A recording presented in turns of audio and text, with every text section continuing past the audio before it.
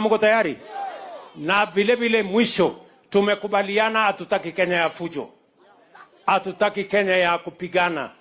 Hatutaki Kenya ya kuharibu mali ya watu. Hatutaki Kenya ya kuharibu barabara imejengwa na pesa ya Kenya. Kama kuna mtu wako na shida, panga siasa yako kwa njia ambayo haina fujo.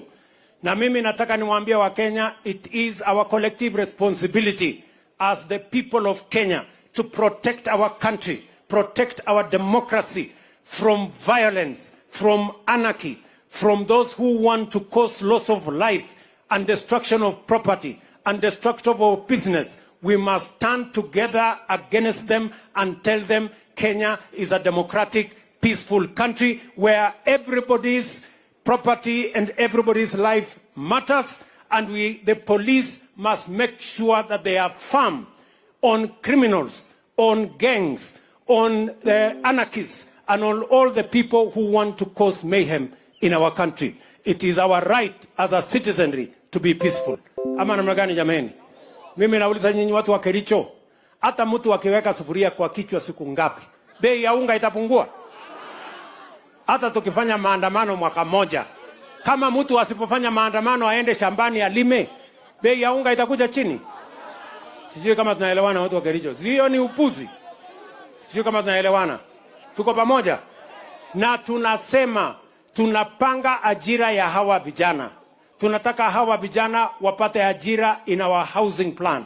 Wapate ajira in our digital jobs plan. Wapate ajira in our agro processing and value addition plan.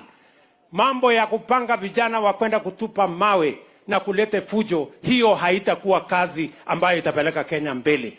Kuna watu wengine wanafikiria kwamba ati tukisema vijana tuwatafutie kazi, ati wanaenda kuwapanga na mawe, ati na fujo, ati na maandamano, ati hiyo ni kazi. Hiyo ni kazi kweli? Watu wanatuonyesha madharau. Na wakwende kabisa. Ama namna gani? Tuko pamoja watu wa Kericho? Tunaelewana? Mnasema tupange hawa vijana wapate ajira? Si namna hiyo?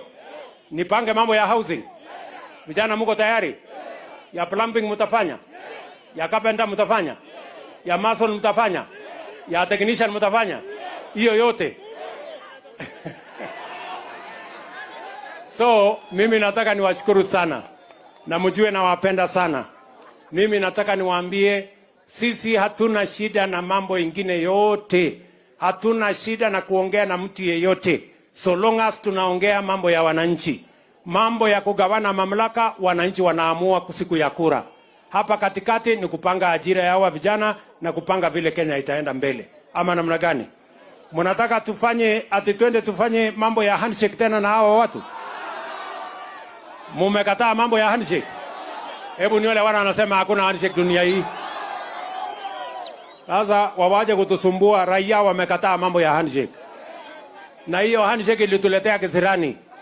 Ikalete shida Kenya, ikaharibu demokrasia ya Kenya, ikachanganya upinzani na serikali, mambo ikaharibika Kenya. Ndio hiyo tukahangaika mpaka tukaingia madeni makubwa. Ndio saa hizi madeni inatusumbua. Sijui kama tunaelewana. So mimi sitaki kusema sana. Tawatinya baisi takango lin, bado niko na kibarua huko Narok. Lakini sasa si mnajua mimi niko na rafiki yangu ambaye